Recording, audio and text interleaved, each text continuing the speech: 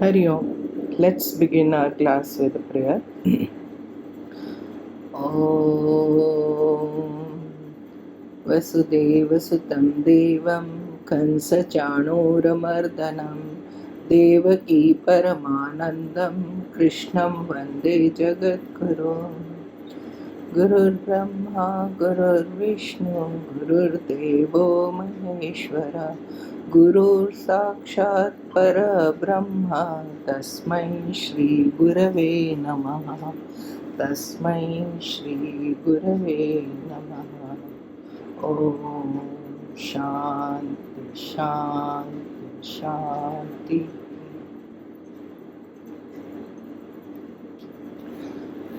Today we will be discussing chapter 2, verse number 48, 49, 50.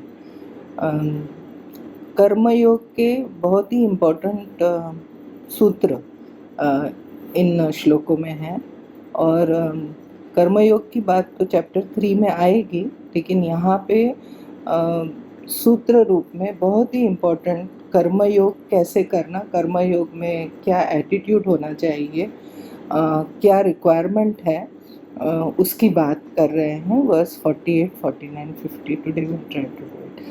Last time we did the most celebrated verse of Bhagavad Gita, verse number 47. कर्मण्येवाधिकारस्ते मा फलेषु कदाचन मा कर्मफल हेतुर्भुः मा ते संगोऽस्त्व कर्मणि. और वो श्लोक जब हम समझ रहे थे तो उसमें बताया कि कर्म में तुम्हारा अधिकार है, फल में नहीं. लेकिन हम लोग तो कर्म फल से प्रेरित होके ही कर्म करते हैं. तो भगवान कह रहे हैं कि कर्म फल से प्रेरित होकर कर्म नहीं करने चाहिए. तो फिर कर्म किस प्रकार करने चाहिए, ये हमारा भी प्रश्न है. अब इस प्रश्न का उत्तर दे रहे हैं वर्स नंबर 48 में. तो हम चैंट करते हैं. योगस्थ कुरु कर्माणि संगम त्यक्त्वा धनंजय सिद्ध सिद्ध्यो समो भूत्वा समत्वं योग उच्यते. तो ये भगवान कह रहे हैं, established in yoga, do your work, O Dhananjay, abandoning all attachment with an even mind in success and failure. This evenness is called yoga. समत्व योग उच्यते. हिंदी में देखते हैं वर्स नंबर 48 की क्या मीनिंग है. हे धनंजय, आसक्ति को त्याग कर तथा सिद्धि और असिद्धि में समभाव होकर योग में स्थित हुए तुम कर्म करो. यह समभाव ही योग कहलाता है. तो भगवान कह रहे हैं, अर्जुन, तुम समत्व योग में स्थित होकर केवल ईश्वर के लिए कर्म करो. Just for the sake of परमात्मा आई एम डूइंग माई कर्म. मेरा कर्म में अधिकार है, मेरा कर्म ही मेरे प्रभु की पूजा है, इस भाव से और समत्व बुद्धि से. समत्व बुद्धि यानी सिद्धि असिद्धि में समान, सक्सेस फेल्योर में समान. अभी इस स्पिरिचुअल जर्नी में definitely it is not worldly success and failure की बात है. आचार्य शंकर कहते हैं कि मेरे कर्म से ईश्वर प्रसन्न हो, इस विचार में भी आसक्त नहीं होना, ये समता है. स्थिर रहकर समता में स्थिर रहकर आसक्ति के बिना कर्म करना बुद्धि योग है. मेरा कर्म ठीक से हो, that's it, that is my concern, full stop. जैसे मैंने मान लो किसी की मदद की, फिर मैं ये आशा भी नहीं करना कि वो थैंक यू बोले, है ना. शुद्ध भाव से कर्म करना और परमात्मा को अर्पण करते हैं. जब हम फल की तृष्णा से रहित होते हैं तो क्या होगा कर्म करने से. हमने तो कर्म फल की तृष्णा नहीं की और हमने कर्म किया, तो उस ऐसे कर्म करने से हमारा जो मन है वो शुद्ध होता है, चित्त शुद्ध होता है, और हमारा जो मन है वो ज्ञान के लिए तैयार होता है, और फिर ऐसे शुद्ध मन को ज्ञान प्राप्त होता है. ये है सिद्धि. And this is the success of the spiritual journey. और इसका जो अपोजिट है, मान लो मन शुद्ध नहीं हुआ और ज्ञान की प्राप्ति नहीं हुई, वो है असिद्धि। लेकिन दोनों स्थिति में सम होकर, बिना विचलित हुए, बिना डिस्टर्ब हुए, दोनों को समान समझ के कर्म करना है, ये बता रहे हैं समत्व। आप देखिएगा पूरी गीता में ये समता को एक बहुत इम्पोर्टेंट पैरामीटर माना गया है फॉर द स्पिरिचुअल एस्पिरेंट। समता, सम दुख में समान रहना, मान अपमान में समान रहना, सिद्धि असिद्धि में समान रहना। लेकिन इस श्लोक में थोड़ा हायर लेवल की बात हो रही है।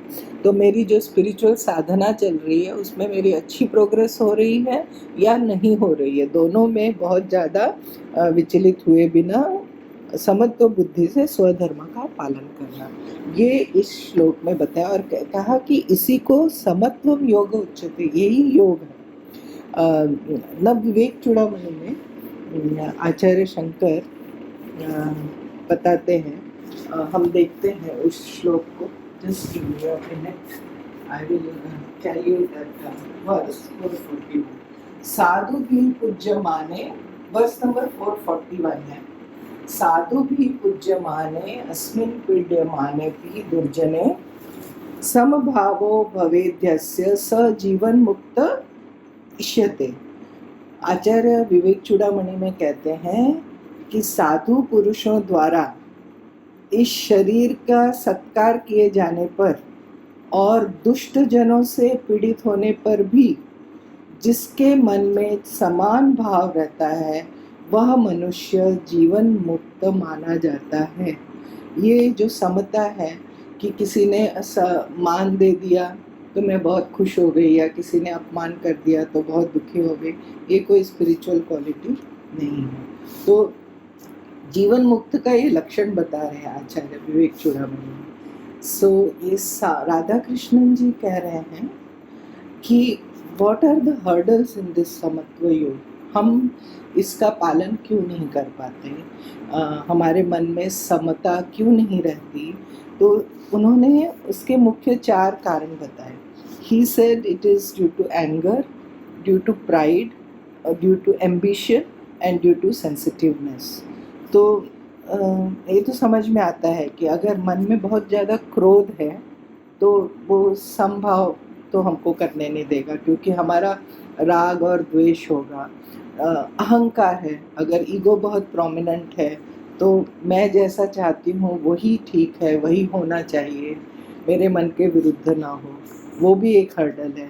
और एम्बिशन, बहुत सारी आकांक्षाएं, बहुत सारी डिज़ायर है, तो वो संभाव तो नहीं रह सकता। और सेंसिटिवनेस, ये जो अति भावुकता है ना, सेंटिमेंटैलिटी, हर चीज़ को पर्सनली लेना, वो भी एक अच्छे साधक के लिए हर्डल है ना। इमोशनल स्टेबिलिटी का होना बहुत ज़रूरी है, इसीलिए ये सब अगर नहीं है तो हम समत्व योग का पालन नहीं कर सकते। तो समत्व योग का इतना इम्पोर्टेंस क्यों है? तो समत्व योग से कर्म बंधन नहीं होगा, है ना। तो एक एग्जाम्पल देखते हैं, जब हम कच्चा जैक फ्रूट जो है, कटहल का, उसको जब काटते हैं, छीलते हैं, तो ना हाथ और चाकू में हमको तेल लगाना पड़ता है, ग्रीस करना पड़ता है, नहीं तो उसका जो जूस है वो हाथ में चिपक जाता है। इसी तरह कर्म का एक नेचर है कि वो अगर हमने असावधानी से किया तो वो हमको बंधन में डालेगा। लेकिन समत्व योग ये वो टेक्निक है जो कर्म को बंधन का कारण नहीं बनने देती। सो कर्म योग का एक बहुत इम्पोर्टेंट एलिमेंट है समत्व योग। समत्व बुद्धि से ईश्वर की आराधना के लिए जो कर्म किया जाता है, उनकी अपेक्षा जो सकाम कर्म है, डिज़ायर ड्रिवन कर्म, वो निकृष्ट है। क्यों, ये बता रहे हैं वर्स 49 में। तो आप देखिए वर्स 49 क्या है। दूरेण यवरं कर्म बुद्धि योगा धनंजय, बुद्धौ शरणमन्विच्छ कृपणा फलहेतवः। वर्स 49 में कह रहे हैं, इस बुद्धि योग की तुलना में सकाम कर्म अत्यंत निकृष्ट है, इसलिए हे धनंजय तुम बुद्धि की शरण लो, फल की इच्छा करने वाले कृपण हैं, दीन हैं। तो इंग्लिश ट्रांसलेशन देख लेते हैं। कर्म कर्म मतलब डिजायर ड्रिवन कर्म। कर्म is Indeed inferior, far inferior to बुद्धि योग। टेक refuge in बुद्धि, pitiful are those having desire for कर्म फल। ये हमको समझ में आएगा, मतलब ऐसा नहीं है कि हम नहीं समझते हैं ना। सकाम कर्म जो है, जो हम करते हैं, मतलब वी वांट सम रिजल्ट, हमको बहुत सारी ऐशना है ना, पुत्रेशना, वित्तेशना, लोकेशना, हमको ये चाहिए वो चाहिए, हमारा सकाम कर्म है, इसको निकृष्ट कहा, lower nature. Why? Because it is based on our वासना एंड डिज़ायर। और इसका जो लक्ष्य है, गोल है, वो परमात्मा नहीं, वो भोग है। We want better and better, स्वर्ग की भी कामना हो सकती है। तो ये जो है, ये बंधन का कारण है, क्योंकि हमें पाप या अच्छे कर्म, बुरे कर्म, पाप पुण्य, उसमें बंधन का कारण है। बंधन क्या है? तो हमें बार बार जन्म और मरण के चक्कर में, यही संसार है, फिर हमको आना पड़ेगा। This is the cause of संसार, सकाम कर्म। आज हमको ये शरीर क्यों मिला? हमारे कर्मों से। तो ये चलता रहेगा। तो भगवान कह रहे हैं, Arjun you seek refuge in the knowledge of supreme reality. तुम ये जो परमात्मा का सुप्रीम ज्ञान है, उसमें अपनी बुद्धि को लगाओ। तुम परमार्थ ज्ञान की शरण में जाओ। जो फल की आकांक्षा से कर्म करते हैं वे कृपण है, वे दीन है। कृपण मतलब कंजूस। कंजूस यानी छोटी सी लॉस हुआ तो बस हाय तौबा मचाता है, दयनीय है, बेचारा है। और एक्चुअली आपको देखना है एग्जैक्टली कृपण कौन है। बृहदारण्यक उपनिषद में याज्ञवल्क्य जी ने गार्गी से कहा, pitiful is the one who departs from this world before knowing that अक्षर ब्रह्म। हमको मनुष्य शरीर मिला और हमने अपने आत्म तत्व को जाना नहीं, पहचाना नहीं, और उसके पहले हम मर गए, तो हम कृपण हैं, हम दीन हैं, हम बेचारे हैं, है ना। तो ऐसा मत बनो। सम रहकर कर्म करना ये जीवन की कला है। This is the art of living. कर्म हमारा दिव्य बन जाता है, डिवाइन बन जाता है। वो हमें बंधन में नहीं, हमें वो मोक्ष, अपने लक्ष्य तक ले जाता है, परमात्मा तक ले जाता है ना। इसको थोड़ा एक एग्जाम्पल से समझते हैं, हमको थोड़ा क्लियर होगा। जैसे मान लो रावण है, वो घोर तप कर रहा है। अब तप करना यानी धार्मिक काम है कि नहीं? तप कर रहा है, लेकिन उसका लक्ष्य क्या है, उसका ऑब्जेक्टिव क्या है, वो तप क्यों कर रहा है? वो तप कर रहा है ताकि उसको बहुत सारी ताकत मिले, और फिर वो ताकत पाके क्या करेगा? वो देवताओं को हराएगा, देवताओं को जीतना, ये उसका लक्ष्य है। तो ये सकाम कर्म है। और जो ये सकाम कर्म होगा तो ये बंधन का कारण होगा। हालांकि दिखने में तो हमको बहुत अच्छा, घोर तप कर रहा है, अपने शरीर को तपा रहा है, लेकिन लक्ष्य क्या है? और वर्सेस इसके अलावा हमें देखते हैं, एक ऑर्डिनरी भक्त है, वो अपना स्वधर्म कर रहा है ना, अपना डे टू डे लाइफ के लिए, लेकिन वो स्वधर्म कैसे कर रहा है? वो परमात्मा के लिए कर रहा है, वो समबुद्धि से कर रहा है, समत्व योग से कर रहा है। तो उसका क्या होगा? उसका फिर यही कर्म उसको मोक्ष तक ले जाएगा। तो निवृत्ति मार्ग का हो गया। तो it is not what I am doing, but with what attitude I am doing, and that will make the difference. तो ये जो सूत्र है ना, बुद्धि योग की जो बात है, और उसकी शरण लेना, और सकाम कर्म, कृपण मत बनो, है ना। छोटे छोटे फल के लिए कर्म मत करो। क्यों? क्योंकि वो तुमको बंधन में रखेगा। तो जो समत्व बुद्धि से युक्त होकर स्वधर्म का आचरण कर रहा है, उसको क्या फल मिलता है ना। ये हमारे मन में प्रश्न आ सकता है, क्योंकि जो सकाम कर्म करता है वो तो जो चाहता है उसके लिए कर्म करता है, वो मिलता है, वो भोग करता है, और फिर वो कर्म बंधन के जंगल में चलता रहता है। लेकिन जो समत्व बुद्धि से युक्त होकर स्वधर्म का आचरण कर रहा है उसे क्या फल मिलता है, ये बता रहे हैं verse number 50। Another important verse क्या कह रहे हैं, बुद्धि युक्तो जहातीह उभे सुकृत दुष्कृते तस्माद् योगाय युज्यस्व योगः कर्मसु कौशलम्। Another definition of yoga has come. So he says that समत्व बुद्धि युक्त पुरुष, यहाँ मतलब इस श्लोक में, इस जीवन में पुण्य पाप इन दोनों को त्याग देता है। इसलिए तुम योग से युक्त हो जाओ। कर्मों में कुशलता योग है, योगः कर्मसु कौशलम।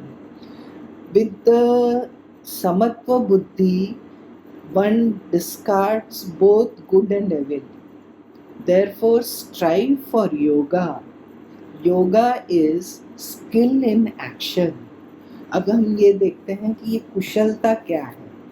Is it efficiency the way we understand, or it is something different? Let's see. समत्व योग बुद्धि से जो युक्त है ना, उसका माइंड जो है वो प्योर है, माइंड इज प्यूरिफाइड। वो माइंड प्यूरिफाइड होने से क्या होता है, ही अटेन्स ज्ञान, उसको आत्मज्ञान होता है, सेल्फ रियलाइजेशन होता है। एज अ रिजल्ट ही बिकम्स द्वंद्वातीत, beyond this dualities of good and bad, पाप एंड पुण्य, इससे वो बाहर निकल जाता है। इसी लोक में जीते जी वो कर्म बंधन से मुक्त हो जाता है। इसलिए अर्जुन, तुम समत्व बुद्धि रूप योग को पाने की चेष्टा करो। और फिर बताया कि ये जो योग ही है ना, ये कर्म में कुशलता है। ये जो समत्व योग है इसी को बोलते हैं कि कर्म में कुशलता है। कर्म करने से फल उत्पन्न होता है, वासना उत्पन्न होती है, और फिर हम कर्म में बंधते हैं। This is the ordinary nature of karma, सकाम कर्म। Is there any remedy for this? Yes, ये श्लोक बता रहा है समत्व बुद्धि से ईश्वर अर्पण कर्म करो तो फल उत्पन्न नहीं होगा, वासना भी नहीं होगी। इसको बोलते हैं कर्म में कुशलता। कर्म देखो कैसे उसका नेचर ही बदल गया। कर्म जिसका स्वभाव है बांधना, लेकिन समत्व बुद्धि के प्रभाव से कर्म अपना स्वभाव छोड़ देता है। स्वभाव छोड़ देता है नहीं, वो हमको मुक्ति के मार्ग में सहायक बन जाता है। तो कहाँ तो एक कर्म है जो हमको जन्म मृत्यु के चक्कर में घुमाता है, और कहाँ एक कर्म है जो हमको परमात्मा की ओर ले जा रहा है। तो ये जो कर्म है इसको बोलते हैं कुशल कर्म, कर्म में कुशलता। विन विन सिचुएशन, कर्म भी करो और आपको कर्म बंधन भी ना हो। इससे अच्छा और क्या रेमेडी हो सकती है? Shri Aurobindo he said that action done in yoga is not only the highest but the wisest, the most potent and efficient even for the affair of the world. मतलब ये अदर वर्ल्डली तो बात जाने दीजिए, परमार्थ की बात छोड़िए, इवन इस संसार में भी अगर रहना है ना, संसार में भी अगर अच्छी तरह कर्म करना है तो ये समत्व बुद्धि, ईश्वर अर्पण बुद्धि, ये बहुत इम्पोर्टेंट एलिमेंट है। और परमात्मा तक तो पहुंचने के लिए मस्ट है। वो जो हमारा यूजुअल टेंडेंसी है डिज़ायर ड्रिवन कर्म, वो तो छोड़ना पड़ेगा।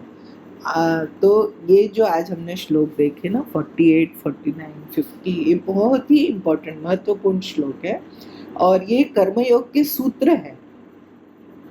तो इसको हम एलैबोरेट रूप में पढ़ेंगे चैप्टर 3 में। So let's close with the prayer.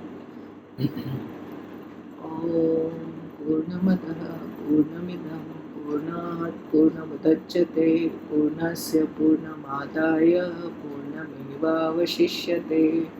शङ्करं शङ्कराचार्यं केशवं बादरायणं सूत्रभाष्यकृतौ वन्दे भगवन्तौ पुनः पुनः। ईश्वरो गुरुरात्मेति मूर्तिभेदविभागिने व्योमवद्व्याप्तदेहाय दक्षिणामूर्तये नमः। ओम शांति शांति शांतिः। ओम श्री कृष्णार्पणमस्तु। ओम।